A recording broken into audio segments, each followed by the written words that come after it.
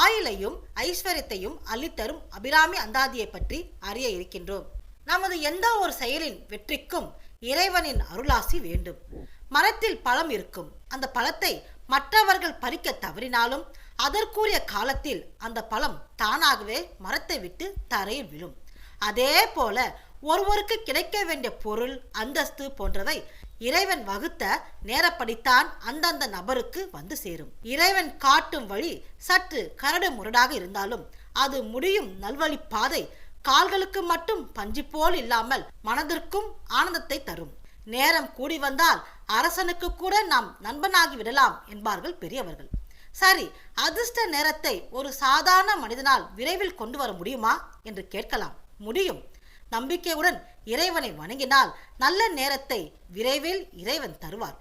பைத்தியக்காரன் என்றும் எந்த வேலையும் செய்யாமல் என் நேரமும் இறைவனே கதி என்று இருக்கும் சோம்பேறி என்றும் பார்க்கும் எல்லா பெண்களையும் அன்னை அபிராமி அம்பிகை என்று நினைத்து போற்றி பெரியோர் சிறியோர் என்று வயது வித்தியாசம் கருதாமல் அந்த பெண்களின் காலில் விழுந்து வணங்குவதை பார்த்து அவனை பித்தன் என்று ஊர் மக்கள் தங்கள் வாய்க்கு வந்ததை பேசினார்கள். யோசிக்காமல் வாய்க்கு வந்ததை பேசுபவர்கள் தானே பைத்தியக்காரர்கள். அதனால் தன்னை பைத்தியக்காரன் என்று சொன்ன மக்களின் அறியாமையை கண்டு அந்த அம்பிகையின் பக்தன் வேதனைப்பட்டு அவர்களின் மேன்மைக்காகவும் அம்பிகையிடம் வேண்டினான். ஆம், மகான்களின் குணம் அதுதான். அவர்கள் வேண்டுதல் யாவும் மக்களின் நன்மைக்கே. யார் அந்த மகான் என்பதை அறிந்து கொள்ள வாருங்கள், திருக்கடையூர் பயணிப்போம். அதற்கு முன் ஒரு புராண சம்பவத்தை பார்ப்போம். அமிர்த கடேஸ்வரர் தோன்றிய கதையை முதலில் நாம் அறிய வேண்டும். தேவர்களும் அசுரர்களும் அமுதத்தை கடைத்தெடுத்து அதை ஒரு சிறிய குடத்தில் அடைத்தார்கள். சிவபெருமானிடம் இதனை தந்தால் அதை சரிசமமாக பங்கு பிரித்து தருவார் என்ற எண்ணத்தில் தேவர்களும் அசுரர்களும் வந்து கொண்டு இருந்தார்கள். வரும் வழியில் வில்வவனத்தில் அந்த அமிர்த குடத்தை வைத்துவிட்டு அசுரர்களும் தேவர்களும் ஒரு குளத்தில் நீராடிவிட்டு வில்வவனத்தில் வைத்திருந்த அமிர்த குடத்தை எடுக்கும் பொழுது அது கை தவறி விழுந்தது. இதனால் அந்த குடத்தில் இருந்த அமிர்தம் கொஞ்சம் பூமியில் கொட்டிவிட்டது. என்ன இப்படி அசம்பாவிதம் நடந்துவிட்டதே என்று தேவர்கள் குழப்பத்தில் இருந்தபொழுது பூமியில் கொட்டிய அமிர்தம் அந்த வில்வவனத்தில் ஒரு வில்வ மரத்தின் அடியில் சிவலிங்கமாக தோன்றியது. இதனை அந்த சிவலிங்கத்தை அமிர்த கடேஸ்வரர் என்று போற்றி வணங்கினார்கள். தேவர்களும் அசுரர்களும் அந்த அமிர்தத்தை பிரித்து தரும் பொறுப்பு மகாவிஷ்ணுவிடம் தரப்பட்டது. அந்த அமிர்தத்தை தருவதற்கு முன்னதாக சக்தி தேவியை வணங்க வேண்டும் என்று எண்ணி தாம் அணிந்திருந்த தங்க ஆபரணங்களை கழற்றி வைத்து அந்த ஆபரணங்களை சக்தி தேவியாக பாவித்து பூஜித்தார்கள். இதனால் அம்பாள் அந்த ஆபரணத்தில் தோன்றியதால் அம்பாள் அபிராமி என்று திருநாமம் பெற்றார். சரி, அமிர்த கடேஸ்வரர் தோன்றிய கதையை தெரிந்து கொண்டீர்கள். அந்த அமிர்த கடேஸ்வரரை தரிசிப்பவர்களுக்கு அளவில்லா சகல ஐஸ்வர்யங்களும் கிடைக்கும் என்பது எல்லளவும் சந்தேகமில்லை. மார்க்கண்டேயரை காப்பாற்றிய சிவசக்தி. பொதுவா அனைவரும் என்ன சொல்லுவாங்க? சிவபெருமான் மார்க்கண்டேயரை காப்பாற்றினார், சிவபெருமானால் மார்க்கண்டேயன் ஆயுளை பெற்றார் என்றுதான் சொல்வார்கள். ஆனால் உண்மையிலேயே சிவசக்தியின் அருளால் தான் மார்க்கண்டேயனுக்கு ஆயுள் கிடைத்தது. அதை பற்றி விரிவாக அறியலாமா? யமதர்மராஜன் மார்க்கண்டேயனை துரத்தி பாசக்கயிற்றை வீசிய பொழுது அந்த தருணத்தில் மார்க்கண்டேயன் சிவலிங்கத்தை கட்டிப்பிடித்துக் கொண்டார். அப்போது யமனின் பாசக்கயிறு சிவலிங்கத்தின் மேல் பட்டது. இதனால் யமனின் பாசக்கயிறு யமனுக்கே மோசமாக மாறியது. கோபம் அடைந்த சக்தி தேவி சிவலிங்கத்தில் தோன்றினாள். இதனால் சிவபெருமான் யமனை இடது காலால் எட்டி உதைத்தார். காரணம் ஏன் தெரியுமா? ஈசனின் இடது பாகம் சக்தி தேவி தானே இருக்கிறாள். சிவலிங்கமாக விட்டிருக்கும் தன் கணவன் மீது விழுந்த பாசக்கயிறு தன் மீது விழுந்ததாகவே கருதினாள் அம்பிகை. இதனால் தன் மனைவியின் மனதை வேதனை அடைய செய்த யமன் தனது இடது பகுதியில் காலால் யமனை எட்டி உதைத்தாள் இறைவன். மார்க்கண்டேயனை காப்பாற்றிய சிவசக்தி என்றென்றும் பக்தர்களை காக்க காத்திருக்கின்றார்கள். சரி, இப்போது நீங்கள் அபிராமப்பட்டரை பற்றி அறியலாமா? அபிராமப்பட்டரை அறிந்தால்தானே அபிராமி அந்தாதியின் மகிமையை உங்களால் முழுமையாக புரிந்து கொள்ள முடியும். திருக்கடையூர் இவ்வூரில் பிறந்தவர்தான் அபிராமப்பட்டர். இவரைத்தான் பைத்தியக்காரன் என்று அவ்வூர் மக்கள் பேசினார்கள். அபிராமப்பட்டர் சிறந்த தேவி உபாசகர். பார்க்கும் அனைத்து பெண்களையும் அபிராமியின் அம்சமாகவே கருதுவார். எப்பொழுதும் அபிராமி அன்னையே தியானித்துக் கொண்டு இருப்பார். ஒரு நாள் இவரின் பக்தியை சோதிக்கவும் இவரின் பெருமையை உலகத்திற்கு உணர்த்தவும் இறைவன் விரும்பினார். ஒரு நாள் சரோபஜி மன்னன் திருக்கடையூர் அமிர்த கடேஸ்வரரை தரிசிக்க திருக்கடையூர் கோவிலுக்கு தன் பரிவாரங்களுடன் வந்தார். அரசர் வந்ததும் கூட தெரியாமல் அம்பாள் சன்னதியில் அபிராமப்பட்டர் தியானத்தில் அமர்ந்திருந்தார்.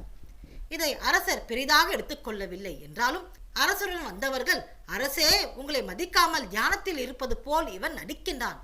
உண்மையிலேயே தியானத்தில் இருந்தால் அதிரும் மேலத்தாளத்தின் ஓசையை கேட்டு தியானம் கலைந்திருக்குமே. ஆனால் இவரின் தியானம் கலையவில்லை என்றால் என்ன காரணம் அரசே?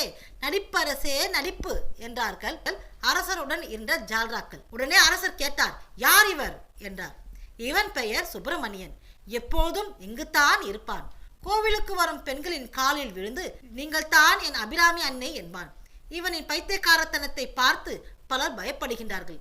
தன்னை அபிராமியின் உபாசகன் என்கின்றான். கொஞ்சம் ஜோதிடமும் தெரிந்தவன் என்றார்கள். இதை கேட்ட அரசர் சுப்பிரமணி என்கின்ற அபிராம பட்டரை சோதிக்க எண்ணினான். அபிராம பட்டரின் அருகில் வந்து, இன்று என்ன திதி என்று கேட்டார் மன்னர். தியானத்தில் இருந்த அபிராம பட்டர், இன்று பௌர்ணமி என்றார். இதை கேட்ட அரசர், நன்றாக யோசித்து சொல் என்றார் மன்னர். தம்மை தியானத்தில் யாரோ குறுக்கிடுவதாக எண்ணிய அபிராம பட்டர், பௌர்ணமி தாண்டா, போடா என்றார். இன்று அமாவாசை திதி, ஆனால் இவனோ இன்று பௌர்ணமி திதி என்று தவறாக சொல்கின்றான். அதிலும் மன்னன் என்றும் பாராமல் அவமரியாதையாக பேசுகின்றான் என்று பெரும் கோபம் அடைந்தார் மன்னர். சரி, நீ கூறுவது போல் இன்று பௌர்ணமி என்றால் இன்று இரவு முழு நிலவு தோன்றுகிறதா என்று பார்ப்போம். அப்படி நிலவு தோன்றவில்லை என்றால் உனக்கு மரண தண்டனை என்று கூறிவிட்டு கோபமாக சென்று விட்டார் மன்னர். இதனால் திடுக்கிட்டு கோவிலில் இருந்த மற்ற பட்டர்கள் தியானத்தில் இருந்த அபிராம பட்டரை தட்டி தியானத்தை கலைத்தார்கள். அபிராம பட்டர் கண் விழித்து பார்த்தார். மன்னர் வந்ததையும் அமாவாசை திதியாகிய இன்று பௌர்ணமி என்று தவறாக அபிராமப்பட்டர் சொன்னது மட்டுமல்லாமல் மன்னரை மரியாதை குறைவாக பேசியதையும், இன்று இரவு வானில் நிலவு தோன்றவில்லை என்றால் மரண தண்டனை விதித்து உத்தரவிட்டதையும் சொன்னார்கள். இதை கேட்ட அபிராமப்பட்டர் பயப்படவில்லை. நீங்கள் சொன்னது எதுவும் நடந்ததாக எனக்கு நினைவில்லை. நான் பேசிய வார்த்தைகள் உண்மை என்றால் நான் பேசியதல்ல, என் நாவில் வீட்டிற்கும் அம்பாள் உரைத்தது. அம்பாள் பொய் உரைக்க மாட்டாள். இன்று பௌர்ணமி நிலா தெரியும் என்று அம்பாள் சொல்லி இருக்கிறார். அது நடக்கும் என்றார் அபிராமப்பட்டர். அபிராமப்பட்டருக்காக அமாவாசை பௌர்ணமியாக மாறியது. அதை பற்றி விரிவாக அறியலாமா? அன்று மாலை பொழுது வானத்தில் பௌர்ணமி நிலா வரவில்லை. இதனால் கோபம் அடைந்த அரசர் மரண தண்டனை நிறைவேற்ற உத்தரவிட்டார். கோவிலின் அருகிலேயே பெரிய குழியை வெட்டி அந்த குழியில் விறகு கட்டைகளை அள்ளி போட்டு தீ வைத்தார்கள். அத்துடன் 100 கயிற்றை ஒரு பலகையில் கட்டி தொங்க விட்டார்கள். அந்த பலகையின் மீது அபிராமப்பட்டர் நிற்க வைத்தார்கள். அவர் அம்பாளை போற்றி அபிராமி அந்ததி பாடலை பாடத் தொடங்கினார். உதிக்கின்ற செங்கதிர் உச்சி திலகம் என்று முதல் பாடலை பாடினார்.